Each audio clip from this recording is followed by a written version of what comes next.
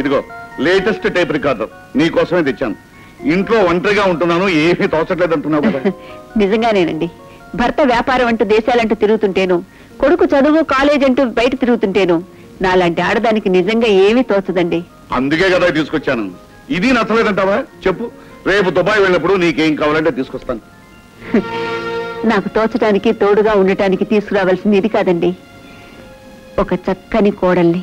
అదేమిటా, వాడు లాపాస్ అవ్వాలి, పెద్ద లాయర్ కావాలి, దేశమంతా చెప్పుకునేంత పేరు తెచ్చుకోవాలని పట్టుపట్టిందనివి వాడికి అప్పుడే పెళ్ళంటావేంటి?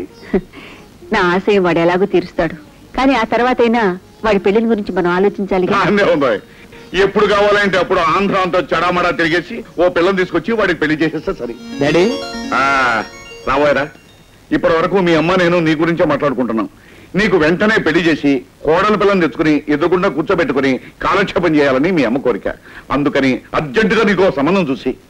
మీరు శ్రమపడి నాకు సంబంధం చూడటం ఏమిటి డాడీ?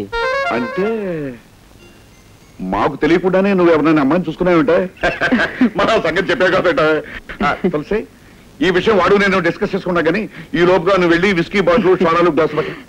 ఒరే బాబు, నీకు నచ్చిన పిల్ల ఎవరైనా ఉంటే ధైర్యంగా మీ నాన్నతో చెప్పి, ఆయన కాదన్నా నేను పట్టుబట్టి మీ ఇద్దరు పెళ్లి జరిపిస్తాను. అలాగే ముందు వెళ్ళి విస్కీ బాటిల్ ఇస్తారా?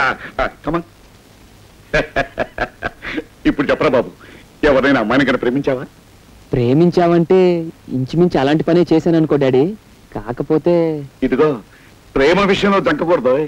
ఎవరిని ప్రేమించావు అన్నది కాదు ప్రశ్న, ప్రేమ విషయంలో ఎంత తెగించావు అన్నదే ప్రశ్న. అప్పట్లో మీ అమ్మను నేను ఎంత చిన్న ప్రచండగా ప్రేమించానో తెలుసా? అంటే అమ్మను నువ్వు ప్రేమించి పెళ్లి చేసుకున్నావా డాడీ? మరేమనుకున్నావా, మీ అమ్మ కోసం గోడలు దూకేవాడిని. ఇదే దినచర్యగా పెట్టుకున్నానని మీ తాతయ్యకి తెలిసి గోడలకి గాజు బెంకులు పెట్టించాడు, దిక్కుమాలిన కుక్కల్ని కాపలా పెట్టాడు. అయినా దంకేనా, గాజు బెంకులు గీసుకుపోతున్నా, కుక్కలు పిక్కలు పెట్టినా, జంకు గంకు లేకుండా, నదులు బెదులు లేకుండా వెళ్ళి మీ అమ్మను కలుసుకునేవాడు. ఆఖరికి పెళ్లి విషయం తాతగారితో ఎలా మాట్లాడావు డాడీ? ఏముంది, ఒకరోజు పూనకు వచ్చి మీ అమ్మ చేయించుకుని సరాసరి వాళ్ళ బాబు దగ్గర తీసుకెళ్లాను. మా పెళ్లి చేస్తావా చస్తావా అని రెచ్చిపోయాను. బాబు ఆయనకి చావడానికి ఇష్టం లేదులే ఉంది, మా ఇద్దరు పెళ్లి చేశాడు. అందుకని ప్రేమ విషయంలో తగ్గకుండా ధైర్యంగా నాలాగా పెళ్లికి ప్రొసీడ్ అయిపోవాలి. బాబు మురళి, ప్రేమ పెసరట్టు అంటూ ఏవేమో కోసేస్తున్నారు. ఆయన మాటలు నమ్మావంటే అంతే. అంటే నాన్న చెప్పిందంతా నిజం కాదంటావమ్మా? అవునరా బాబు, వాళ్ళ నాన్నగారితో పెళ్లి చూపులకు వచ్చి పిత్తరు చూపులు చూశారు. మా నాన్నగారు పలకరించబోతే గడగడ ఒడిగిపోయి ఒళ్ళంతా చెమటలు పెట్టి ఆ గుడ్డలు.